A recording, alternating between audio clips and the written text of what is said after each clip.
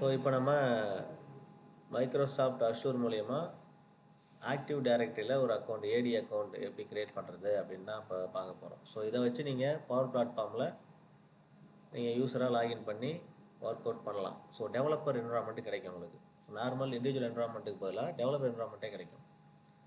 நான் லாகின் கொடுத்துக்கிறேன்.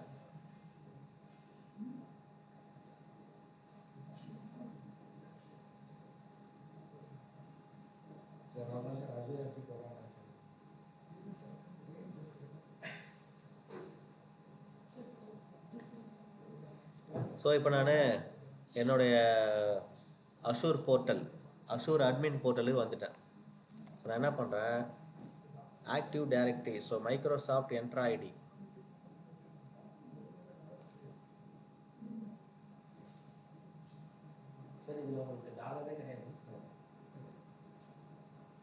ஸோ இதில் பாருங்கள் என்ட்ரா ஐடிக்குள்ளே வந்துட்டேன். டிஃபால்ட் டைரக்டரி மைக்ரோசாஃப்ட் என்ட்ரா ஐடிக்குள்ளே வந்துட்டோம். இப்படி தான் சர்ச் பண்ணணும். Entra ID, Microsoft Entra ID அப்படின்னு சர்ச் பண்ணிங்கன்னா உங்களுக்கு இதே மாதிரி வரும். இந்த ஆப்ஷன் பேர் மைக்ரோசாஃப்ட் என்ட்ரா ஐடி. இதை செலக்ட் பண்ணிவிட்டு உள்ளே வந்தீங்கன்னா டிஃபால்ட் டைரக்டரி அப்படின்னு காட்டும். ஸோ இதில் நீங்கள் ப்ரீவியஸாக பண்ணியிருக்கிற அக்கௌண்ட்டு யூஸர்லாம் காட்டும். அது தேவையில்லைன்னா டெலிட் பண்ணிக்கலாம் இங்கே அந்த யூஸரை. இப்போ இங்கே போய் கிளிக் பண்ணிங்கன்னா யார் யாரெல்லாம் யூஸர் இருக்காங்க அப்படிங்கிறது இங்கே காட்டும். இப்போ நான் இவ்வளோ பேர் க்ரியேட் பண்ணி கொடுத்துருக்கேன். அவங்கள்ட்ட வச்சு க்ரியேட் பண்ண முடியாது. நம்ம தான் அட்மின்.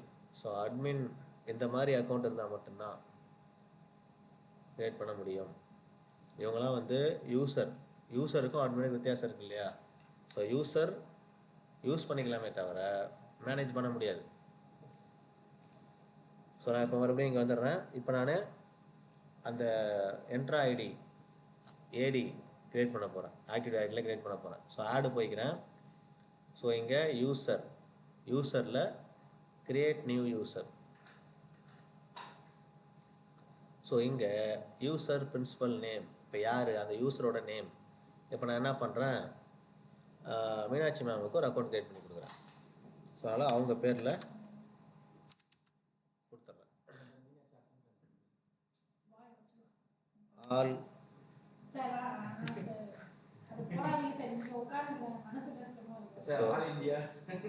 ஸோ இதை மட்டும் போடுறேன். இப்போ என்ன பண்ணிக்கிறேன், இந்த ஐடியா அவங்களுக்கு காப்பி பண்ணி நான் இப்படி வச்சுக்கிறேன்.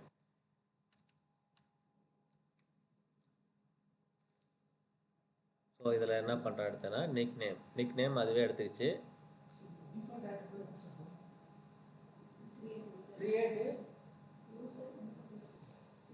ஸோ இதில் பாருங்கள் டிஸ்பிளே நேம், உங்கள் நேம் டிஸ்பிளே என்னென்னா வரணும், ஆல் இண்டியா அக்கௌண்டன்ட்.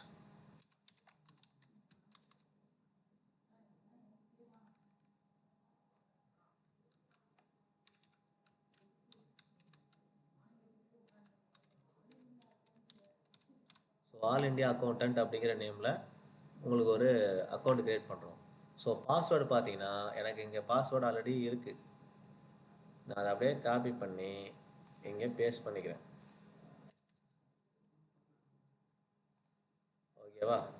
ஸோ இது ஆட்டோ ஜென்ரேட்டர். நம்ம வேணுன்னா நம்மளே கூட ஓனாக ஜென்ரேட் பண்ணிக்கலாம். நான் அதெல்லாம் பண்ண போகிறதில்ல. ஸோ நெக்ஸ்ட்டு ப்ராப்பர்ட்டிஸ் போகிறேன். ஸோ இதில் வந்து இதெல்லாம் வந்து நம்ம கொடுக்கணுங்கிற அவசியம் இல்லை. இதெல்லாம் எதுவுமே கொடுக்க தேவையில்லை. ப்ராப்பர்ட்டிஸில் எதுவுமே ஃபில் பண்ண தேவையில்லை. அதெல்லாம் மேண்டேட்டரி இல்லை. ஸோ அசைன்மெண்ட் குரூப் இருந்தால் குரூப்பில் ஆட் பண்ணிக்கலாம். ஸோ அதையும் பண்ண போகிறதில்ல, தேவையில்லை. ஸோ கடைசியாக ரிவ்யூ ப்ளஸ் கிரியேட்டு. ஸோ அவ்வளோதான் நம்ம பண்ண வேண்டியது. ஸோ இப்போ யூஸர் சக்ஸஸ்ஃபுல்லாக க்ரியேட் ஆகிடுச்சு. ஓகேவா? ஸோ இப்போ நீங்கள் என்ன பண்ணிக்கணும், இந்த ஐடி யூசர் நேம் பாஸ்வேர்டு உங்களுக்கு நான் அனுப்புகிறேன். இதை லாகின் பண்ணுங்கள். இந்த யூசர் நேம் பாஸ்வேர்டு உங்களுக்கு அனுப்புகிறேன். இதை லாகின் பண்ணிங்கன்னா நீங்கள் பவர் பிளாட்ஃபார்மில் உள்ள அந்த அக்கௌண்ட்டு உங்களுக்கு புதுசாக கிடைக்கும். ஸோ இதில் தான் இந்த என்ட்ரா ஐடி, மைக்ரோசாஃப்ட் என்ட்ரா ஐடி இப்படி தான் க்ரியேட் பண்ணணும். நான் ரெஃப்ரெஷ் பண்ணேன்னா அந்த யூசர் ஒரு யூசர் எக்ஸ்ட்ரா காட்டும். இப்போ 25 இருந்தது, 26 வரும். ஆயிடுச்சா? இது ஃப்ரீ சர்வீஸ் தான். இது ஃப்ரீ சர்வீஸுங்கிறதுனால யார் வேணால் க்ரியேட் பண்ணிக்கலாம். ஸோ இங்கே பாருங்கள், யூசரில் 26 யூசர், அதில் ஆல் இண்டியா அக்கௌண்டன்ட் அப்படிங்கிற ஒரு யூசர் இப்போ வந்து ஆட் ஆகிருக்கணும். அவங்க தான் முதல்ல இருக்காங்க, ஆல் இண்டியா அக்கௌண்டன்ட். கிரியேட் பண்ணியாச்சு. ஸோ சக்ஸஸ்ஃபுல்லாக நம்ம என்ட்ரு ஐடி கிரியேட் பண்ணிட்டோம். இதை லாகின் பண்ண வேண்டியதான்.